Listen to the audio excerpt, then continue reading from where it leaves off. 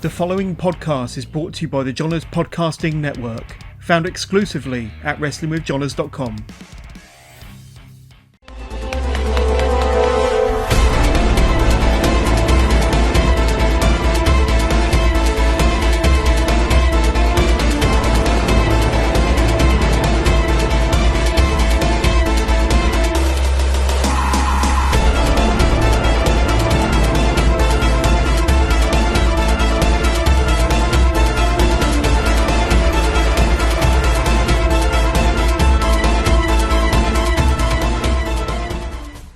Welcome to this week's episode of Work the Left Side. It is a Scott Steiner spotlight episode, so we're just going through Scott Steiner and obviously it's the Steiner brothers as well. So yeah, obviously looking at the early days in WCW, some of the matches in WWF, and then obviously later on in WCW when he became Big Poppa Pump and Freakzilla and every other kind of nickname that he took. So hopefully you enjoy the episode. There's a lot of stuff that we missed, unfortunately, due to probably some of the best work being over in Japan, which we just didn't have access to watch. So but enjoy this. Obviously we do talk about a lot of the stuff, good and bad. So Scott Steiner is one of those guys where, or the Steiner brothers were one of those teams where the majority of it was good, but when it was bad, especially for Scott Steiner, it was bad kind of thing. So we focus on both. So enjoy the episode. Let us know what you think. Leave a comment below the video, and as always, subscribe, like, share, and we will see you soon. Cheers. Bye-bye. Welcome to the Work Ahead spotlight episode regarding featuring, or we're going to be talking about the Steiner brothers, mainly, possibly also Scott. Probably not Rick. He didn't really do much after they split. So the Steiner brothers, and obviously a focus on Scott as well. You can probably see the Steiner maths all behind me, which we will try and break down at some point during this conversation. So obviously, as normal, co-host Mr. Ryan Palmer. Hello. And the always delightful, always elegant, softly spoken, clean living. Thought James was on site. We've got Mick. So yeah. Hello.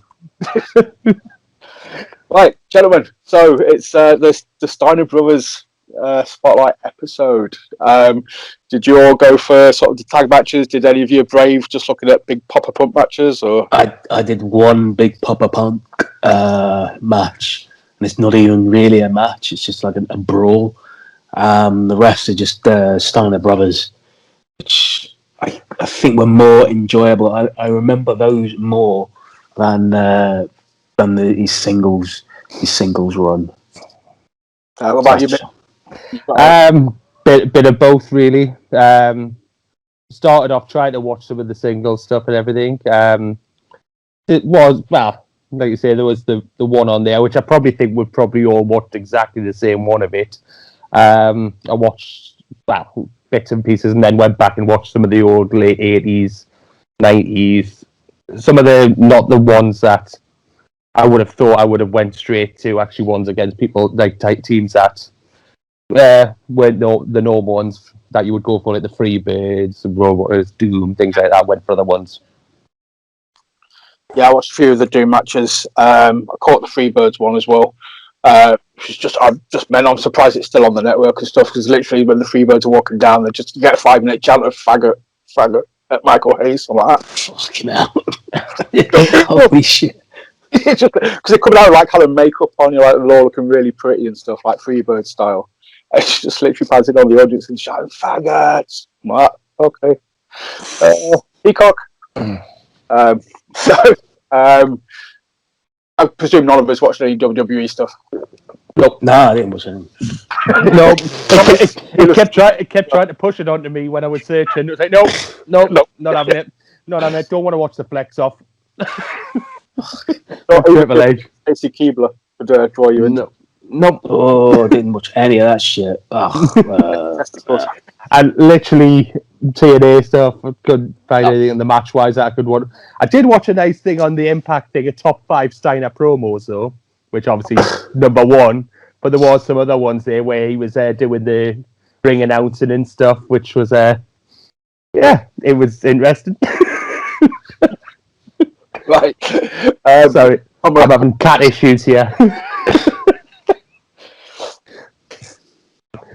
What we got?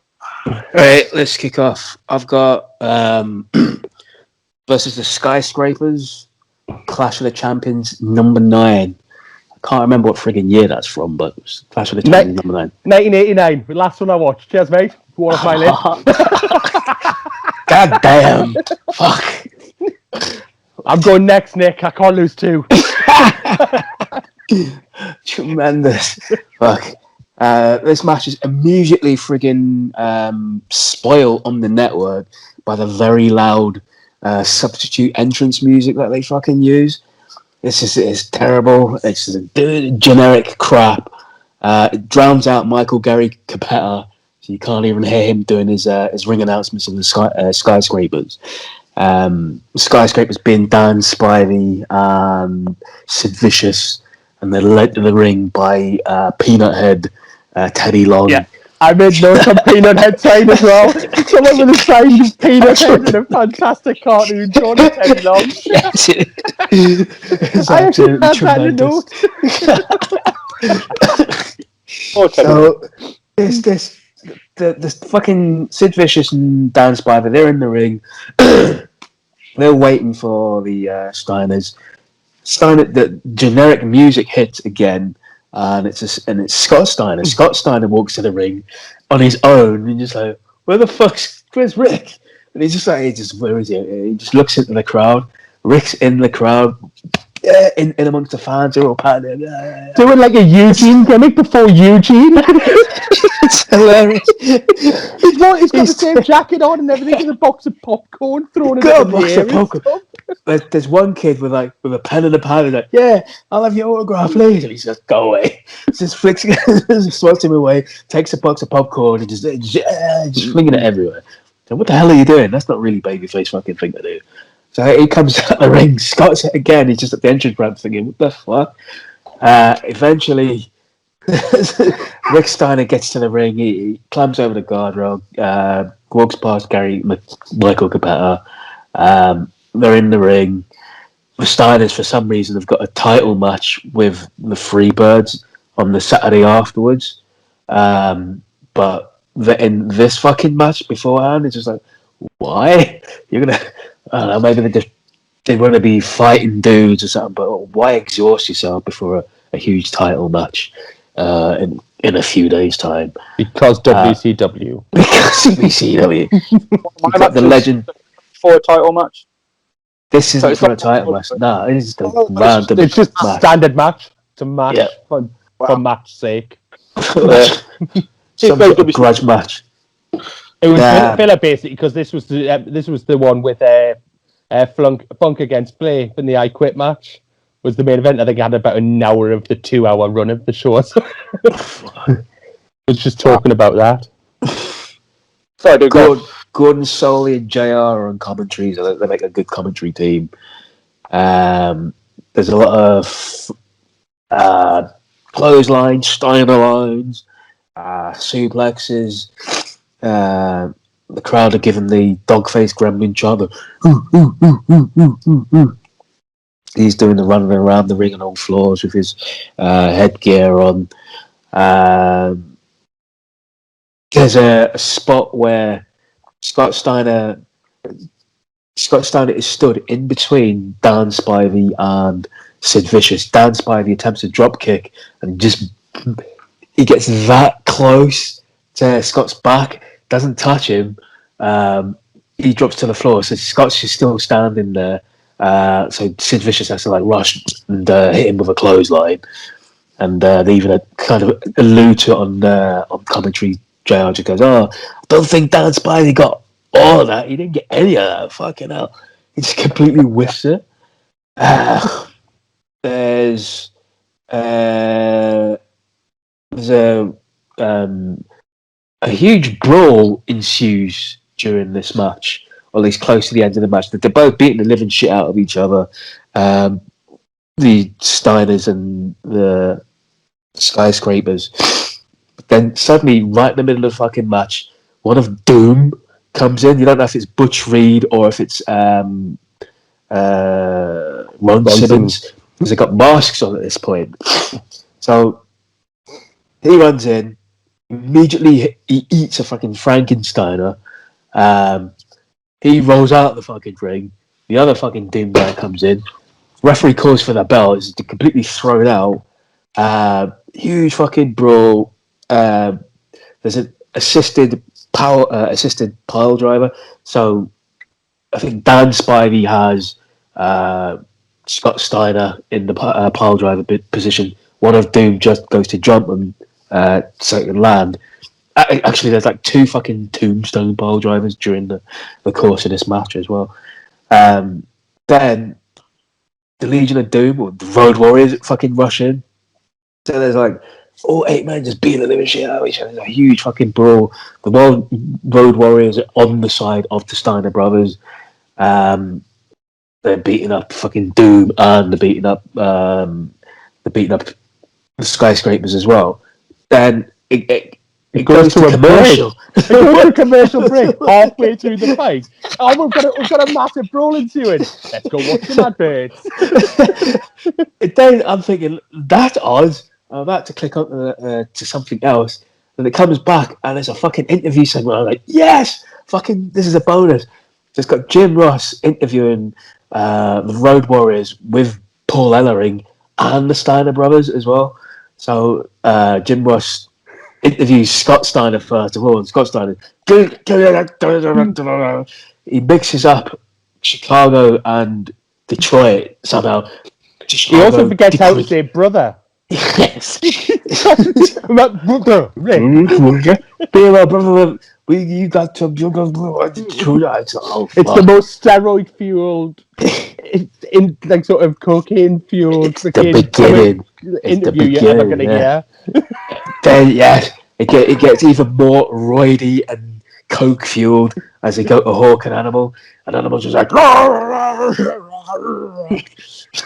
we dine on danger, we snack on death. Tell them Hawk. Yeah. Animal steals Hawk's lines. As Hawk says, the Hawk was with a quite fucking line, you prick. You can't say anything. So it seems like there's like there still is at some stage going to be some sort of 4-way match between the Steiners, Skyscrapers, Doom, and Road Warriors. But in the meantime, the Road Warriors and the Steiners are going to team up to take on Doom and the Skyscrapers. I'm like, I'm sure they had the tag. I'm sure they said to it they had the tag match, the title match with the Freebirds the following week. But then they were going to have a 4-way tag team match or something where the Road Warriors against the Steiners against the Skyscrapers going to do on the Wednesday night. It's like, they let them prepare for the tag title match. It's a fucking convoluted situation. What I did know from watching that match, though, there's one absolutely amazing 10-minute spot where Scott shows how agile he was at the time, where early on in the match he hits one of them with a Frankensteiner and then gets the other one up straight away into like a fall-away slam. Yes. But does a backflip instead. Yes. Yeah. Does a backflip slam instead of doing a fall-away slam. It's the weirdest one. Unbelievable. Yeah, he hits it. Looks like he spikes himself on the head. It looks like one of those made-up moves that would be on like a WWE game or something like that. It genuinely looks that way. I just couldn't believe it. It's just like that's within like sort of seconds of hitting the Frankensteiner as well. Couldn't believe it. Absolutely tremendous spot, that one. As I say, takes a couple of tombstones in there as well. Dan Spivey, who was then replaced with The Undertaker. The irony of it all. Absolutely mental. Topped off with a mental, even more mental promo section. But all of this is literally it's like a 10-minute spot on the network. Yes, it is. It's a 10-minute match. 10 minutes on the network. It's unreal. But you talk about that move. That's the thing with Steiner. That if anybody who's watching this who's only ever seen him like WWE or late 90s WCW, when he first came on the scene with the Steiners, the dude was innovative as fuck. I mean, he was busting out moves. I mean, like the Frankenstein, obviously, that's his namesake move. But there's other stuff as well where you just like, the dude was so quick for his size. But it's not a Hurricane Rana. If you watch it, he's literally grabbing them there and he's proper spiking their heads into the mat and stuff when he's hitting it. It was like, it's so, because that's why he goes tits now whenever like it gets referred to as a Hurricane Rana and stuff like that. It's like, no, it's a Frankenstein. It's a different move. It looks the same, but he proper spikes them whenever he hits them. It's more on the head and on the neck, isn't it, than flat on kind of thing. So, I think when he hits it, his size around your neck as well. Yeah. So he's properly got you gripped. And it's always from a standing jump, isn't it? Basically. The Hurricane Run is more with your sort of your calves, legs around your neck and swinging you.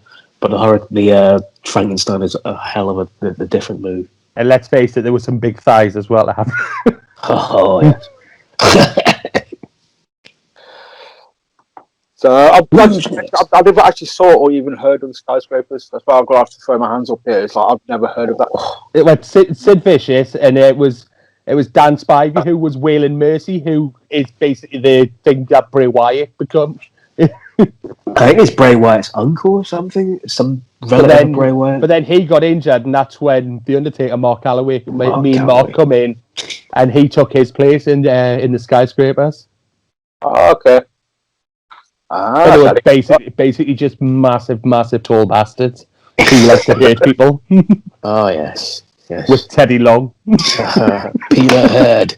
Teddy Long, man, he got around. He was with Doom as well for the match that I watched. He just like an extra from an Eddie Murphy film as well. He was properly pimped out. Just make sure I don't steal your match. What you got? I'm just going to go out straight all out with it. Fall Brawl 2000 against Goldberg, the no DQ match. Basically, where it'd be the thing. Well, it was obviously WCW was on its dying on its arse at the time and stuff, but he's proper and he's most jacked and stuff like that. But he's wearing a weird face mask thing because they've done a thing where Goldberg smashed his face in with a lead pipe and stuff. He put Medeja through a table and everything as well in the build up to it. So. He comes out, he cuts a promo and stuff. Mean Gene's there saying it's like Godzilla versus King Kong and stuff like that. Just saying it's two absolute heavyweights going to just beat the shit out of each other. And, well, it basically is. It's Goldberg and Steiner. Just as I say, Steiner's got this weird protective hockey mask thing on from this thing. And then literally within the first minute or so, you've got Goldberg just hoisting him up and just having him in a press slam and stuff. And they're just like completely in shock by it all. It's like he's 290 pounds. And Goldberg's just there and with apparently a bad arm as well. And he's got him in a press slam and then just does the thing where he drops him onto his shoulder into a power slam. And then it just goes on where they're just literally just beating the shit out of each other, where Goldberg beats him for a bit, and then Steiner turned things around, and Steiner's just throwing him around like with all these crazy suplexes that he does. And then randomly, because the Buffalo Bills, there's a lot of their players in the crowd as well, and Steiner spends a lot of time sort of bad-mouthing them and stuff, and they're all there like pretending they're Goldberg's mates. It's like, well, hold on, he never played for your team. He played for a different team, but because they're American football players, they're obviously good mates and stuff. And there's a weird spot where he throws Goldberg into the steps in front of the players, and then the steps have moved, and he goes over and hits the chair on the steps, and you don't see any sort of connection or anything like that. And then Goldberg's bleeding, and it's like sort of Goldberg's busted open and stuff, and like, oh, he's lacerated, and then randomly, then no reason whatsoever, Medeja comes out with the lead pipe in her hand, and you think, oh, hold on there, and does nothing. She just comes out with a lead pipe in her hand and then sort of walks to the other side of the ring. It just continues on. Like I said, they're just beating the shit out of each other. Goldberg hits a spear and everything, and you're thinking, oh, it's going to turn around and everything. And then Vince Russo comes out with a baseball bat, wearing a Slapnuts Jeff Jarrett vest. It's not even he's probably had it cut to a vest. And it's like, no, mate. It's like, I know I'm a fat bastard, but still, I won't be rocking a vest. I don't care about that. Some of the shit I wear, not a vest guy. And he's wearing that, and he just starts hitting Goldberg with a baseball bat, like repeatedly in the back. And then it's like sort of, oh, the outside of it. And Goldberg just starts kicking out again, no selling it. And then Steiner gets him in a Steiner recliner. He powers out of that the first time. And then he goes to do something from the corner, sat on the corner. And then Medeja and Russo are taking it in turns just to whack him on the back with a lead pipe and the baseball bat. And again, just no selling it whatsoever. And then goes back in the recliner. They're like, oh, it's broken it once, you're not going to break it again. And he does, and he just does this absolutely horrendous looking spot to get out of it, where he puts him up and you think he's going to do an electric chair thing. And I think he tries to push him forward as though he's going to do like a stun gun on the top rope. And Steiner's feet just go out from underneath him completely, just lands on his arse by the ropes. It's horrible. And then eventually Steiner gets a hold of the lead pipe again, and hits him once in the back and then once in the face with it, and puts him back in the recliner and knocks him out. And then it's finally over. Goldberg's knocked out, and Russo takes that as time to stand and pose over him, flexing, and rips the fucking vest Hulk Hogan style. And it's just like, what the fuck? God bless you. And it was literally the only one I could find that I could stomach watching. That's going to lead me into one. I need to ask if either of you have seen this though, because it's so convoluted. It's so bizarre. It was Kevin Nash versus Goldberg versus Steiner. Powerbomb. Late 2000. Yeah, where Goldberg refuses to take the jackknife. And the commentators keep talking about it. They keep saying he's not doing the job and stuff. The commentators, he won't do the job. He's not going to take the powerbomb. But how does he not take the powerbomb? What does he do? He sort of slides out and just hops out the ring, and Russo's there just berating him, just saying like, "You're a piece of shit" and stuff like that. It's like you won't do what's best. Russo walks down and meets him halfway, and Goldberg just gets in his face, and he's like, "Fuck off," and just continues to walk off. And then the match continues. But the commentators, this was literally a line of, well, we think at this point Goldberg was meant to have taken the jackknife, so I can only presume that these two guys are just winging it now, or improvising a fly. That was the line within the match, and it's like, hold on a minute. So you just literally, it just makes like This guy pays lead. Is it Mark Madden or something? Is it him who said? Because when I've watched 2000 WCW stuff, he just always seems to be just an arsehole who just keeps saying, well, he's not doing this or doing what's right or doing what the boys and stuff. It's just like, dude, what are you doing? Just shut the fuck up. It was Tenay, I can't tell you. Shivani was on it. Yes, it was, yeah. So it might have been the third guy, but it's just, this whole thing just literally left me dumbfounded. I was just literally like, you could literally probably do an episode breaking down everything the commentators said, and just been like, at one point they've sort of been like, okay, this is professional wrestling, and the next point they're like, oh, they're obviously just improvising here because this match should have ended 5 minutes ago as it was scripted, kind of thing. You're like, what is going on? Yeah, and obviously hearing Goldberg tell Russo to fuck off was a surprise. It's still there on the network and stuff. It's like, oh, damn, fair enough. So obviously nobody watches it, so they've never come across it, so they just haven't bothered censoring it or editing it. They're like, no, it's fine. But there's loads of stuff in like WCW from 2000 to the end of it, the pay-per-views. If you watch them, there's loads of stuff in there like that where they'll just have conversations along those lines, like during Bash went about the Hogan thing and everything like that. It's just it's crazy. It's crazy where they're just constantly talking as though it's like sort of they're not trying to sell it as wrestling anymore. They're just sort of saying as though everyone knows what's going on. It's like, you know the score. He's meant to do this, but he didn't. He's a dick and stuff. It's just yeah, but I was dumbfounded. I was just literally just watching it, just like. And to be fair, it wasn't a bad match up until that point. There's three big guys. You know, it's Nash, Steiner, and Goldberg. There were some good little moments in there, and then that happened, and it was just like, fair enough. And then I made the mistake of watching another WCW match from 2000, which I'll just say was the one where Vicious snapped his ankle. Sin 2000. It was Vicious and Jarrett and Steiner. It was meant to be a fatal four-way match. There's a mystery opponent. Flair had a mystery opponent that he was bringing out at some point during the match. We had Steiner and Jarrett working together. and they didn't care who got the pinfall. Apparently, both times they've both tried, and then it cut away to something. Obviously, they must have edited this out afterwards. But then you come back, and you just see Vicious laid on the ring, and you see his leg. It's just flopped, man. It's an awful spot though, as well. If you actually seen the spot, it's like, I still don't understand what he was ever trying to do during that, because like he's trying to do a big boot from the second rope.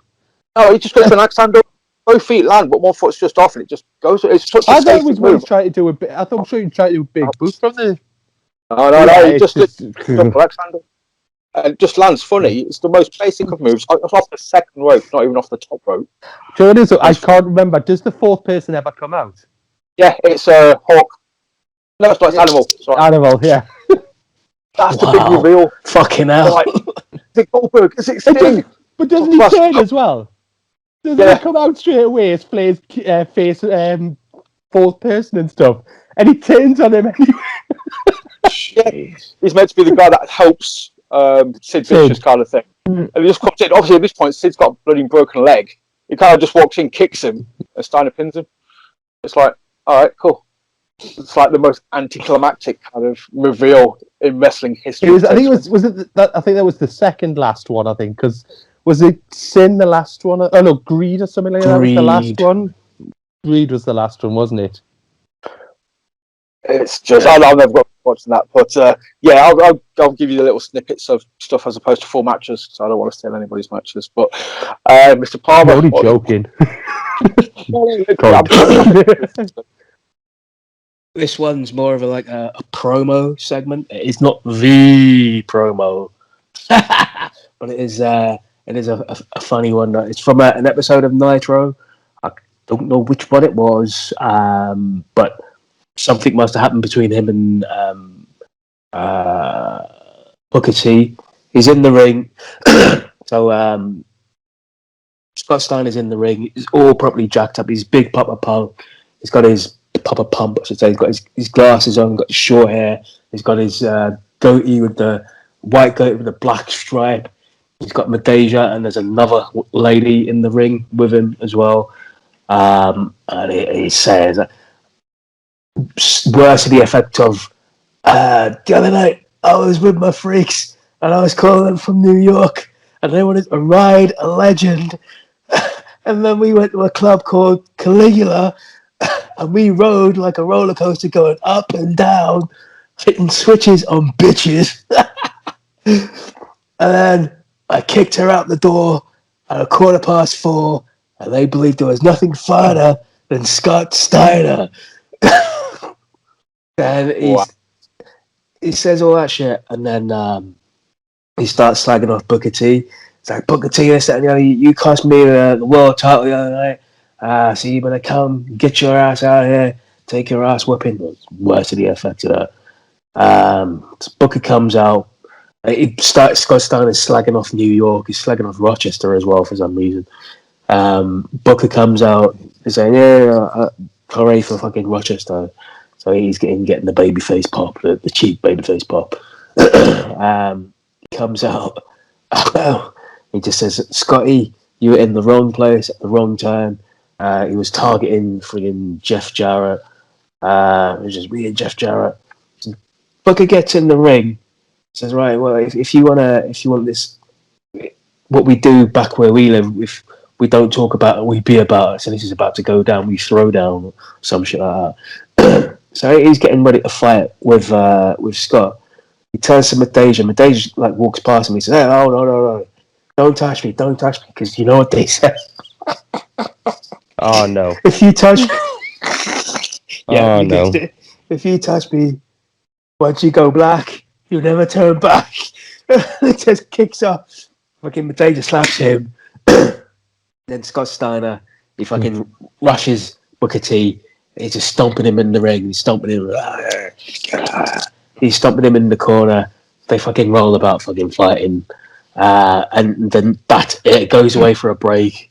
Comes back, and I think it's Tenay. He's just explaining, they were fighting in the ring. And then security came along and broke them apart. That was it. I think the notable thing for it was, I think it was the debut of the Sirens entrance music and the Big Poppa Pump persona or something like that. But it was pretty funny for the exchange that went on. and the Scott Steinerisms.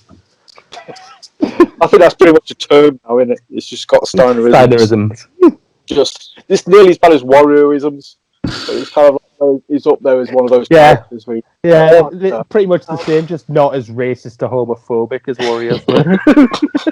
Yeah. It's just like, but yeah, because obviously they had a massive feud. I caught a bit of a match between them two. I think it's for like the US TV Championship. It's like there'd been a tournament, and those two guys were the finalists in the tournament.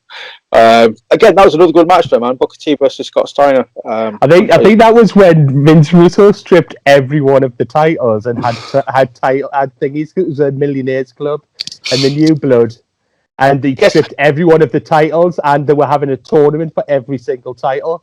And there was only one member of the Millionaires Club in every title picture or something. New Blood Rising, that was the pay-per-view, I think. Yeah. So yeah, that would be the one. It was unreal. Again, yeah, Scott Steiner came out, cut a promo, slagging off like the. But he spent 10 minutes walking around, just antagonising the fans. You know, just like old school Bully Ray, like ECW. You know, just getting all in the face. It was absolutely, mate. It was like proper old school. So it's like, okay, that was cool. It was like pre-pay thing. Steiner was just getting like heat. It was mental. You got Mr. Mick, what we got? Okay, you have to bear with us on this one because it's a little confusing. So it's from Halloween Havoc 98. I put it on there because it came up when I was searching videos against Rick Steiner, and it starts halfway through a match between the two of them.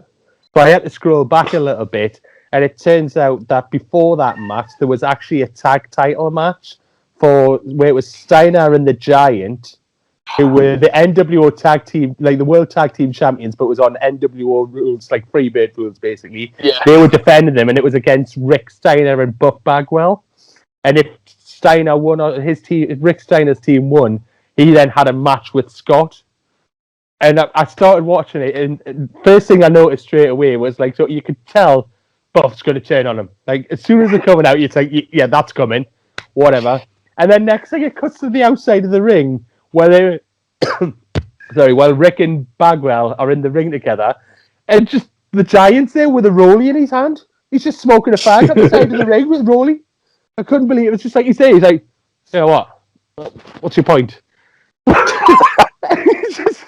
it's like, I don't think I'd ever see it. Obviously, you know, the Sandman sort of thing with his gimmick and everything, but I don't think it was a gimmick thing. I just think he'd literally just come out because he's still on half a fag left. He was just thinking, well, I'm finishing this. Fuck it.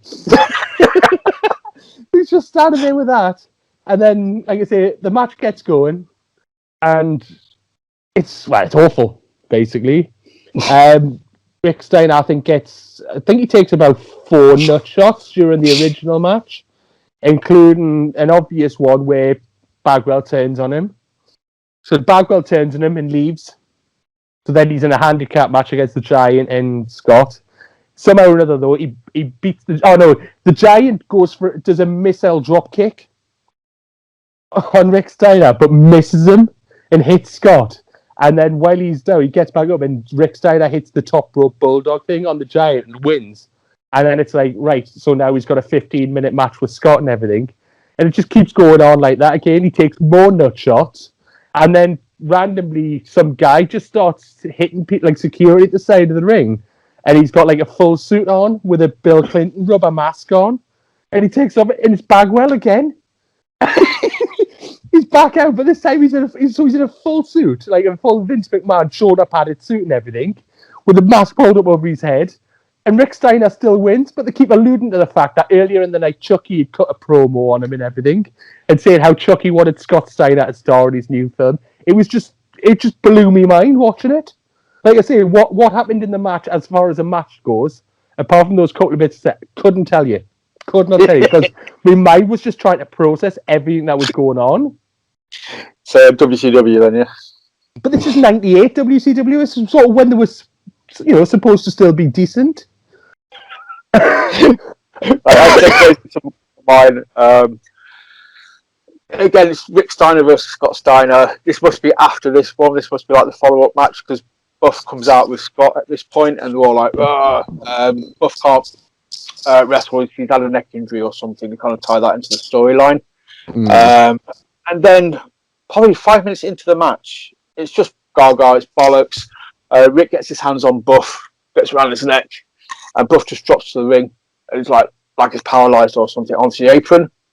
And for literally the next 15 minutes, you've got people running around, throwing up X's, bringing out like I can't think of the fucking word, but like the hard surface carry boards that you put people on if they've suffered a neck injury. Yeah, yeah, I think they're cool. Basically, they bring out one of those after about 10 minutes, put him on a fucking stretcher, roll him through the building, all the way into the car park where an ambulance is. All this time, you've got Rick and Scott sort of standing on either side of him, checking on him. It's okay, it's okay. Just like that. Oh, mama. And it's like literally says, oh, call my mum. Call Judy. Like, oh, Judy. Still on the forklift.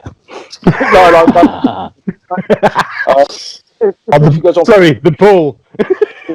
Yeah. This goes on for 15 minutes. I shit you not. And literally, like, Scott's like, tricks like, look, I'll go to the hospital with him. And he gets in the back of the ambulance. They close the door. The ambulance starts to pull off. Rick turns around, starts walking back towards the building. By this point, the ambulance has stopped. Back doors are open, and they both just run out the back of the ambulance and conk him on the back of the head, and then walk off. And it's like, literally just sat through 15 minutes of this bollocks just so you can whack him on the back of the head. I was just like, yeah, that's me done. On that one, I'm just watching Steiner brother matches from now on.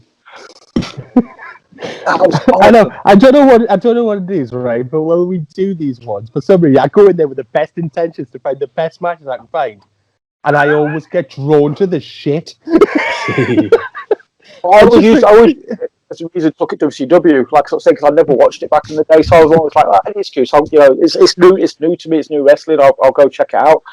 And then afterwards, I come away and I just feel dirty. I'm like, why did I do that to myself? Saying something when the match at WrestleMania 9 was the highlight of my day so far. Fucking hell. Steiners versus the Headshrinkers at WrestleMania 9. It's mate. My next one's the highlight of mine as well. You're not going to believe the opponent, so we'll go with Palmer first.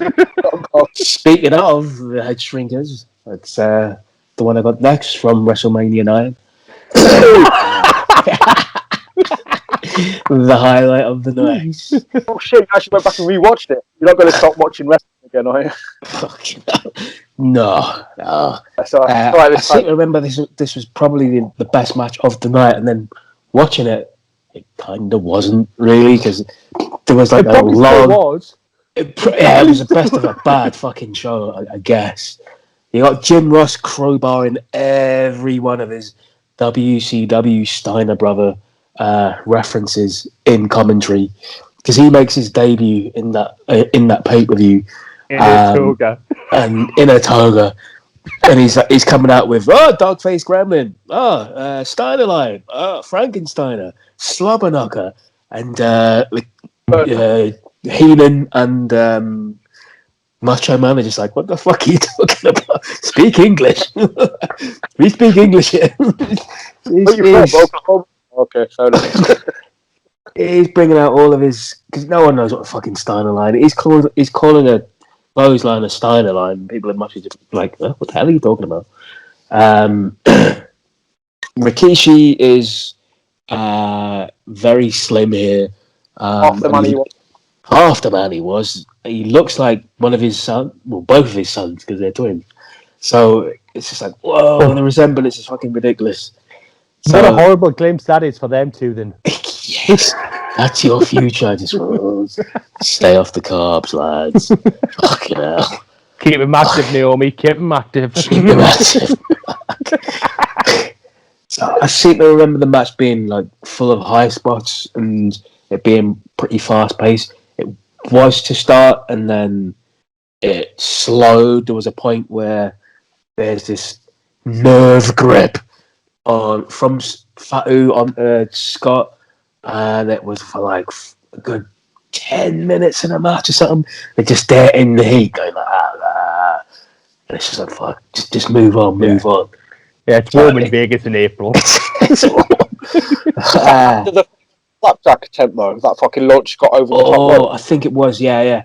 The flapjack where it goes out the fucking ring head first. He must have hit his head on the floor. I don't know how he fucking wasn't killed when they performed that move on him.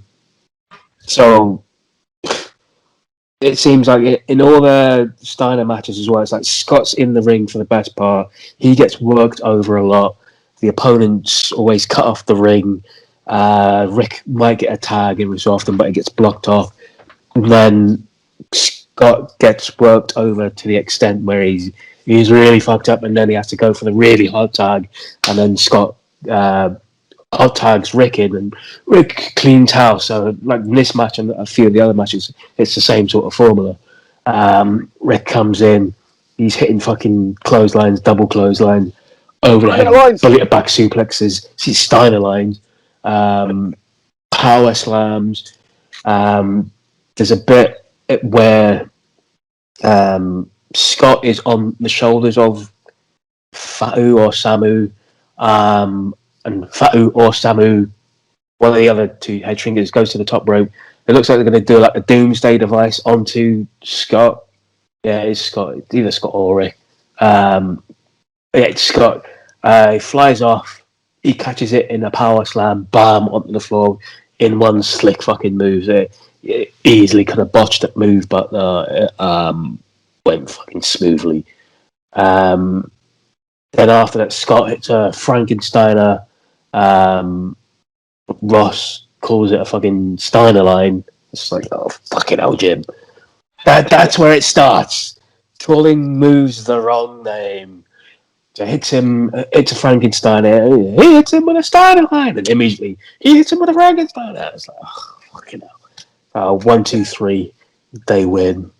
So yeah, it's a decent match. I remember it for that actual fuck up from Scott, from Ross, even. It came the end of nowhere though, didn't it? It's just like Frankenstein. See, I couldn't watch any of the WWF. I tried to watch some of like the WWF stuff, and what I did notice is when the Steiners were in WWF, the tag team pool was garbage. If you look at who was in there, Beverly Brothers, the Heavenly Bodies, Money Inc. and stuff. Don't know how Money Inc. were decent, because they never won the titles on TV or pay-per-view. They always won the title. The 2 times they won them on house shows. Yeah. But there's a one which I couldn't find there's a one which I couldn't find anywhere, which apparently is an absolute unbelievable match from like '94 when they were in there, and it's like a Coliseum home video special, and it's the Steiners against the Hart Brothers against Bret and Owen, and it's meant to be unbelievable, and you just can't find it anywhere. I'd like literally spend half my day. I did work honestly, trying to find this match. I couldn't find it anywhere. I was gutted because it's meant to be an absolutely amazing match. So instead, I settled in for a match against the Nasty Boys, and and this was the highlight of me watching. Was a match against the Nasty Boys, but it's from 1990 Halloween Havoc, so it's pre-WWE Nasty Boys. So it was when they were still. Actually, they weren't too bad because I've seen some good matches that they had with Cactus Jack and Max Payne as well. I say matches, brawls and stuff. But this one's for the US tag titles. And you've got Jim Ross and Paulie dangerously on commentary as well. So it's like kind of like the stars aligned on it, so give me entertainment. But it goes on for I think it goes on for nearly 20 minutes, this match. It's really good. Like, starts off with they just completely jump the Steiners, and they're hitting them with chairs before the bell's gone and throwing them into the barriers and everything. And they're just literally working over Scott for ages. Like, it feels like an absolute eternity. They're just constantly working him over, like, sort of can't get the hot tag or anything.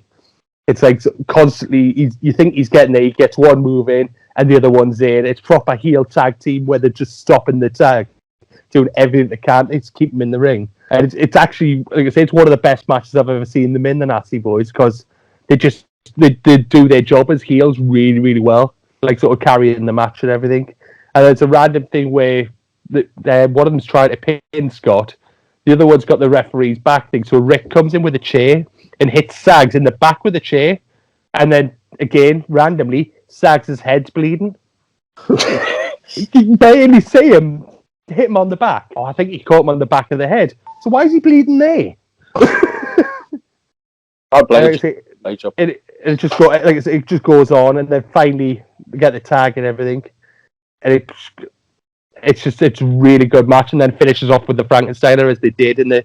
I think it's 1990. I think that one's from, but a really good. As I say, it's one of the best Nasty Boys ones I've ever seen, and it was one that because I didn't want to do obviously the Doom ones and stuff like that. I thought I'd rather go somewhere down another avenue. So, while I'm thinking about it, though, I do want to. Somebody tagged me on Twitter. Robin, shout out me on Twitter this afternoon. He's got this the Steiner Brothers DVD. I think a lot of the matches, obviously, are from when they was in Japan. It's Steiner Brothers matches on there. I'm looking on the back of this box, man, and some of them. It's like the Steiners versus the Pegasus Kid and somebody else kind of thing. There's the Steiner Brothers versus Vader and Bigelow. And I was just like, I haven't watched any of the New Japan matches, so I would probably suggest anybody who's watching this, that would be your first port of call. Obviously, the matches we've been talking about, but I've got a feeling the New Japan ones will just be... In all honesty, though, I think you see a few Steiner screwdrivers. The ones we've watched. Nah, definitely don't watch the ones we watched. Probably haven't watched the ones we've watched. These are the ones that come up first when we searched. We've set the bar very low for you. But yeah, these matches on the both on Twitter, just look at my account later on, and you'll see this match. Some of these matches just look absolutely awesome. I'm sure there was one against Chono and Muta and stuff like that as well. And there's a really good one as well from '90, I think, on the network, which I didn't get around to watching. Where it's a singles one when Rick was injured, and it's Scott going to Time Limit Joe with Ric Flair when he was world champion and stuff on one of the pay-per-views and stuff. Oh. Yeah, I've heard about that. We haven't watched the good ones, people. There is good ones out there. We're just telling you, what to avoid. Yes. Although, do watch this one. I've watched War Games 91, I believe it was, which was Sting, Pillman, and the Steiners versus Flair, Vicious, Larry Zbyszko, and bollocks, I've got who the fourth member was. Oh, no, bollocks. Anyway, it's got Brian Pillman in it, the Steiners, and a young Sting against Flair. Barry Windham, he was the fourth guy. Barry Windham was very underappreciated. So, yeah, you got those four guys against the Flair. Yeah, Windham. Oh, Jesus. That's nearly as bad as when they did it EP, for fuck's sake. But, yeah, that is a good match. I would strongly advise. The only problem with that is Scott comes in last kind of thing. So I'm trying to use it as a Steiners match, show with Pillman. I should have gone back and done this on the Pillman appreciation episode. Pillman looks fucking boss in this match. It absolutely put him over. Flair does the job for him so often. He just makes Pillman look like next level. And if it hadn't been early 90s WCW with change of management, you can kind of see what they had in line, for Pillman. But yeah, that's one match out of all this. Go watch 91 War Games. That wasn't the one where Pillman gets powerbombed into the... It is that one, is it? Fucking hell. Twice. Vicious goes to do it once, misses it, and kind of just plonks on the back of his head because the cage, the roof of the cage is so low, much higher than Vicious. So yeah, Vicious goes up to kind of powerbomb him, can't get him up, slams him down, and Pillman kind of comes down straight like that on his neck. And then he just picks up, does it again. It's like, right, I'll try that again, and gets it this time. El Gigante comes out, opens the door. It comes in and checks on his best mate Pillman. El Gigante, Jesus Christ! And the match, God, I forgot how much they tried to put him over. He looks high in WCW. This is obviously before WrestleMania 9. I didn't see him in a match. At least they did put him in a furry suit. With Harvey Whippleman. Dr. Harvey Whippleman. He called the match because Pillman had been knocked out, and he kind of dragged Pillman out the cage and they kind of picked him up like there was on a fucking wedding anniversary or something, and started walking up the aisle with him, and it was a very strange sight to see. Fucking hell. But yeah, that's a match, but probably more for Pillman than Steiners. So I'm just thinking about that goddamn furry suit now from WrestleMania 9. I don't think there's ever been another podcast, where the WrestleMania 9's been mentioned twice, ever. Unless it's worse WrestleManias, then it just gets an honorary secondary mention. The whole episode's just about it. Oh God, that's an underground episode I'm never doing. And if we do it, I'm drinking a hell of a lot when I'm watching it. Could be worse. Could be Heroes of Wrestling. Which that's what Mr. Palmer put on the fucking last poll that we did. To be fair, OSW's just done that, and they did a good job of it. But my last one is from the '93 Royal Rumble, and it is versus the Beverly Brothers. It's Bo and Blake Beverly. As you said, their tag team run, the tag team division back then was kind of a bit meh. So you've got the Steiners going up against Bo and Blake. It starts off pretty damn good because it's either Bo or Blake is in a chain sequence with Scott Steiner, and he's just all over his friggin' wrist. He's just chaining them all over. He's just schooled him on the floor. Ends up in a wrist lock. And it ends up in a standing wrist lock. And Bo or Blake, whichever one it was, he's just completely bamboozled. The blonde one, that's the one. You've got the leapfrog sequence with Rick and the blonde Beverly brother. The blonde Beverly brother goes for a leapfrog. Rick catches him, puts him in a fucking power slam. There's a fucking tombstone. Is there a tombstone? No, there's not a tombstone in this one. There's again, Scott's the one who takes all the heat in the match. He gets beaten up a lot. The ring gets cut off. He gets worked over. Rick tries to get in. The referee stops Rick from getting in. The Beverlys double team and cheat. Scott manages to escape. Scott gets the hot tag, tags in Rick. Rick hits loads of power bombs, power slams, even belly to bellies, clotheslines, and again it just ends with a.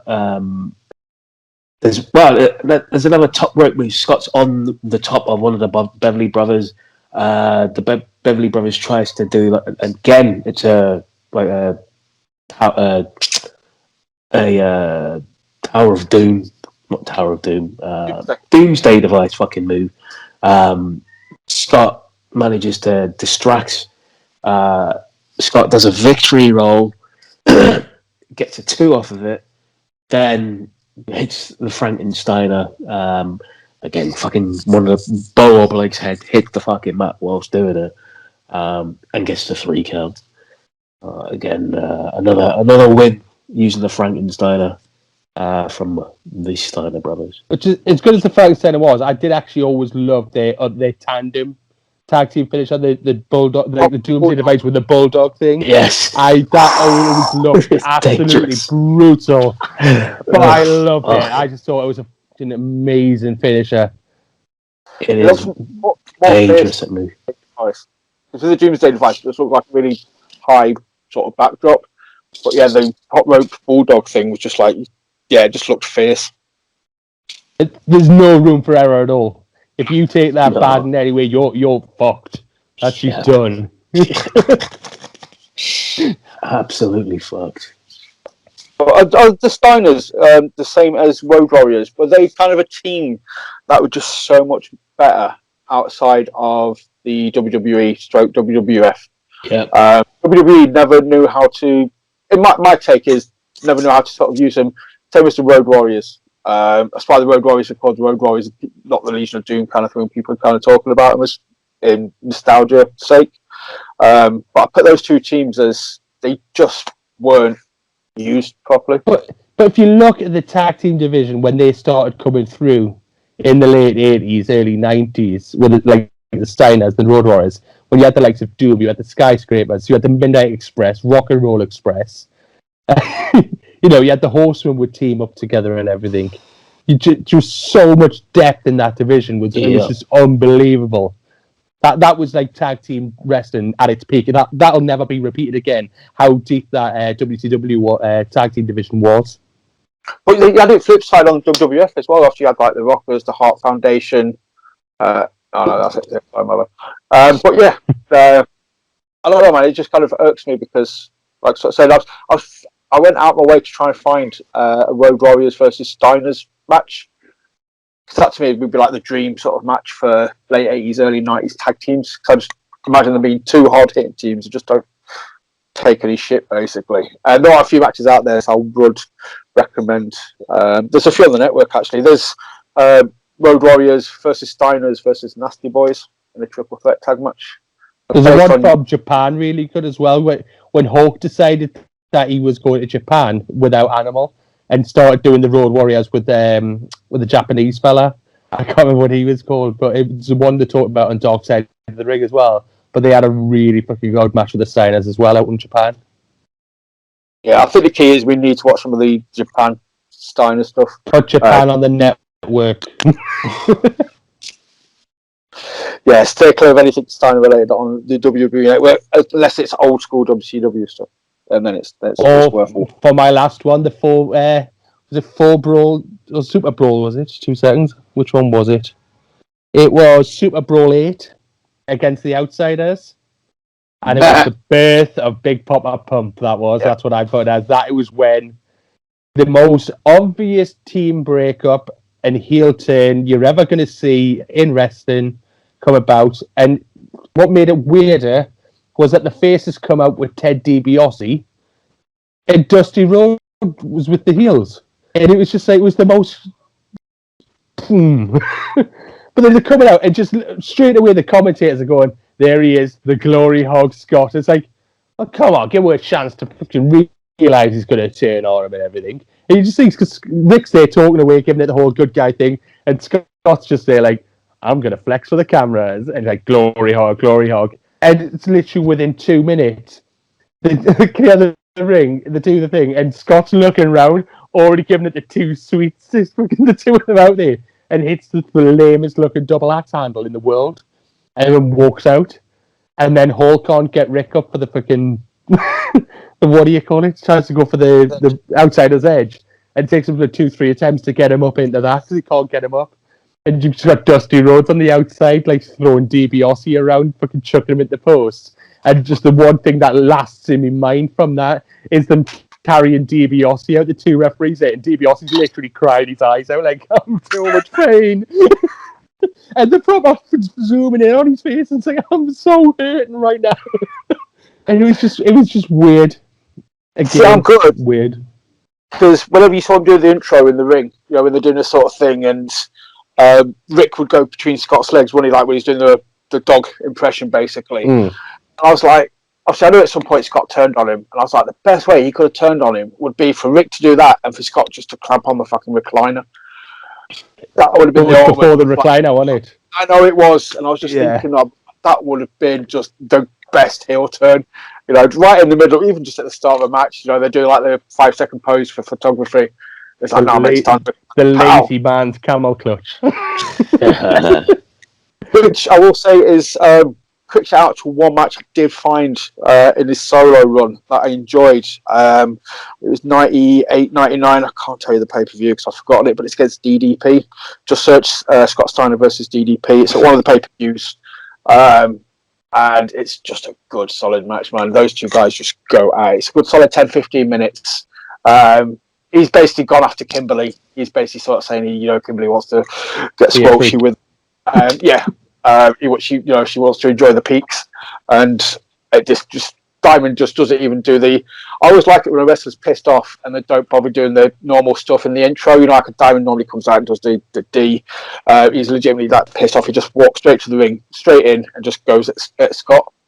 It's like, okay, it just made it feel a bit more authentic. And it just made it feel like it was just a really good match. So that is one Steiner singles match that I found. One of the things as well that I absolutely loved going back and trying to find things was I was saying about the top 5 promos and stuff in TNA, and there was one of them on there where for me it was his absolute best promo he's ever done, and it's not because it was stupid or laughing or anything, because you could see it was proper, like sort of, and it was where it's him and Rick, and they were preparing to face the Dudleys, and it was just after he'd had the surgery where he nearly died. And the Dudleys are there calling him out, saying how he bottled the thing and everything. It's like, oh, you had throat surgery, did you? I can't see a scar and everything. And he just literally lifts up and he's just got this massive gaping fucking thing there. And he's just describing the surgery that he had to have to repair his throat. It's proper heartfelt. And it's actually, he comes across it really good. Because he's like, sort of, they had to go in through, they had to cut out the muscles between my ribs and go in through that way and not go up and repair it like that. And he's just going into so much detail about it. And he was like literally inches from death from the injuries that he had and stuff. Is that the one when did he suffer that when he was in Japan or something? I think it was Mexico. I think it was Mexico or something like that. And he couldn't go after the surgery. He had to stay there because they wouldn't let him fly or travel or anything like that. He went back on a boat. It looked like took like fucking 5 days. Got thrown back on a boat because he couldn't fly or something. Yeah, just like that. But it's a really good promo because, like I say, the Dudleys are there because. Yeah, and they're questioning him, and he's just like sort of no, mate, I don't miss shows, and it's like, but this one I didn't have a choice, and it's like sort of and just proper putting it out there. This is why. Fair enough. You'd be like, yeah, no, I'm not arguing with that. Another gem: Steiners versus Steven Regal and Dave Taylor. Find it on YouTube. It's about 10 minutes, but it's obviously Steven Regal hamming it up, selling for the Steiners, doing the facial expressions as only William Regal can do. It's just a solid 10-minute sort of match. I'll say it's solid. It's the Steiners just beating the crap out of Regal really for 10 minutes. Dr. Death, he has good matches. They have good matches. I think it's Dr. Death and Terry Gordy. When they were a team, there was some really good matches with them apparently as well. And obviously the Freebirds. We just talked about all those teams before and forgot to mention the Freebirds. How good they are, we all know that. But some of the matches with them, it was just, there is so much there. But I think if you want to go and watch it, I would get what we mentioned out the way first, but then go back and you'll proper just love watching, especially the early tag team stuff and everything like that. It's unbelievable. Like I say, he was inventive, both as a tag team, man. It was really weird because it kind of struck me as they're one of those tag teams. But normally, your generic tag team is you've got your muscle, you've got your fast guy, kind of thing. Both fucking. Scott was bigger than Rick, but he was kind of the speedy guy. When Rick was kind of portrayed as the muscle, but Scott was like twice his size. Rick was obviously just a brawler kind of thing. It's just a really weird dynamic, but it always kind of stuck with me, and it kind of makes him stand out, I think.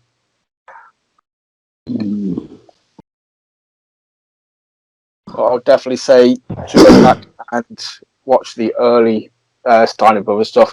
If you can, like I say, go check out the New Japan stuff, because we haven't watched it, so it's probably really good. Are we going to mention the numbers? A few Steiner screwdrivers in the New Japan stuff. Oh, Jesus, that fucking move. Vicious move. Oh, Jesus. It's where he gets them up in a delayed vertical suplex and sort of spins them round and catches them into a tombstone pile driver.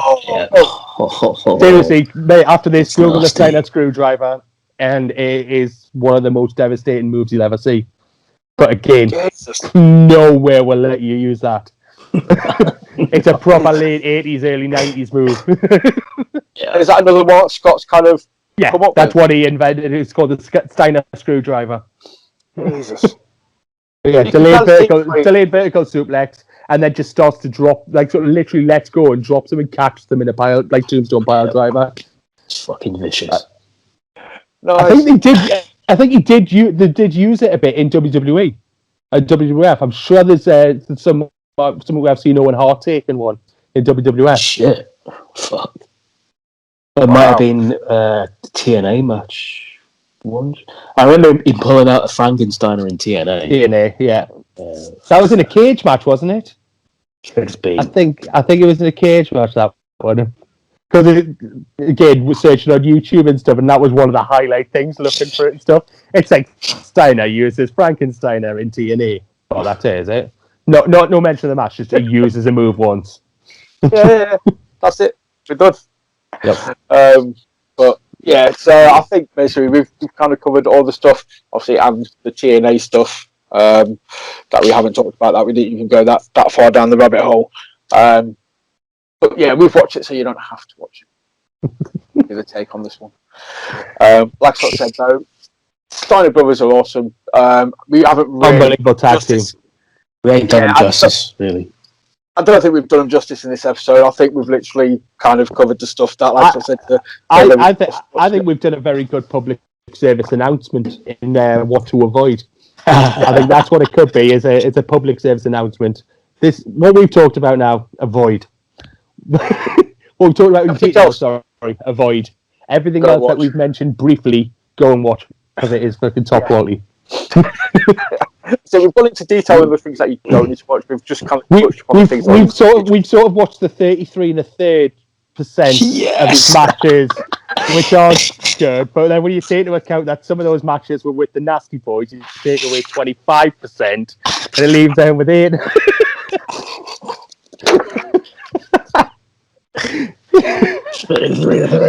25% chance. And if you want to just laugh at his promos, there's 141 and 2/3 chance that you'll piss yourself laughing when you're watching Big Poppa Pump promos. It's just, but yeah, in all fairness, obviously the Spotlight episodes are meant to kind of shine a light and big the people up. So we're coming away from this, obviously, sort of saying the Steiner brothers were awesome. We're not going to besmirch them in any way, shape, or form. They were definitely probably one of the best tag teams overall. And it's weird that we're talking about this today as well, when WWE have released their top 50 tag teams or top 5 tag. I've seen the top 5. Top 5 So we've obviously knew Edge and Christian, Dudley's, Hardys, and I can't remember the other team was. Hart Foundation. I don't think I could watch that, because I think I'd just find myself getting very, very angry at the list of where teams were positioned and stuff. I think I'd get really, really upset about it. Just like, no, that's a fucking piss take. I think, as we said, Legion of Doom and Steiner Brothers are not WWE teams. If you want to see the best of those two teams, you go watch them elsewhere. You go watch what they did in the territories. You go watch what they did in early WCW. They're not WWE teams. I need to go and find the Steiners match in ECW as well with Chris Benoit and someone else. I can't remember who it was. Oh, 95. Yeah, I forgot they turned up in the ECW for. And yeah, it was. I'm trying to think. It was Benoit and somebody they had a match with, which is in like 95, I think it was. Shit, I knew this. I forgot what it was. But yeah, well, go see that as well, because that's the thing about Steiners. They kind of strike me as mercenaries in that sense. They always kind of jumped, they sign a contract, see it out. Obviously, good businessmen. Because really, they just somebody offers them more money, like see you later, we're off, and they just jump around all over the shop depending on who was giving them money. I'm going to chuck in a third WrestleMania 9 mention now as well. Apparently, the original plan was what Pat Patterson pitched to Vince was for Scott to actually win the 93 Rumble and go to WrestleMania 9 and beat Bret Hart. Holy shit. That was the original plan that was pitched for them, because I think when they first signed, Rick was still injured, because that was why they left WCW, was because Rick was injured, and that was the plan that Pat Patterson pitched to Vince McMahon at the time. So Scott Steiner to win it and then beat Bret at WrestleMania. Imagine that match. Oh. No, but old school Scott Steiner still when he's that would have saved that fucking pay-per-view. Yeah. Yeah. I thought it was in a bad way for a second then, but yeah, that would have been. And then Steiner laid down for Hogan. Oh shit! That would have killed that fucking pay-per-view. That would have been worse. You could have finished about a 5-star match. As we turn. And then Hogan comes in. But yeah, I remember, I think Bruce Pritchard mentioned that on his podcast, like Matt Steiner kind of thing. Like, they wanted him to be the surprise winner of the Rumble, because the Rumble was still new at that point. There'd only been like 5 or 6 of them kind of thing. So they were toying around with no ideas and actually using it to elevate.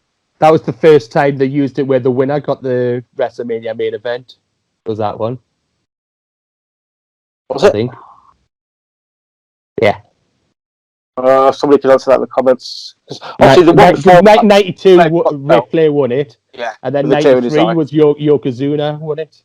And got the main event. But WrestleMania 7, the main event was Hogan Slaughter, and I don't think Hogan won it. No, it's not, because that's why Hogan got pissed off at Vicious. When Vicious... Oh, no, that was 92, wasn't it? That was 92, yeah. Bollocks. Yeah. That's a good point, actually. Ah. Okay. If anybody wants to... Duggan never got one. John Studd never got one. And Hogan didn't get any either, because Hogan was champion, I think, 2 times he won it. That's a good shout then, actually. That could be a random fact for you. There you go. You're not totally useless, Mick. Thank you. Oh, no. No, I am. Fine. Sorry. Palmer fell asleep. No, he's thinking hard now about that. It's like... Even that, he's just stuck thinking about Elvis. I think he's frozen. He's looking at pictures of Frank Gonzalez. That's what he's doing. He's already started searching freaks. Come with the night in China. No, dude, you mentioned WrestleMania 3 times. That's it's like Beetlejuice. It's supposed to Palmer. You say WrestleMania 9 3 times and Palmer freezes, and that's him done. Right, on that note, I'm going to say goodbye to Mr. Connolly. Palmer, if you can hear me, adios. I won't do you. I'll do you a shout out for social media in the link. Mick, do you want to plug your socials? Yeah, it's same as always. On Twitter, Mr. Mick Ego, and on Instagram, and Mick Connolly on Facebook. He does look really thoughtful though, doesn't he, when it's frozen? It's got a piece of something.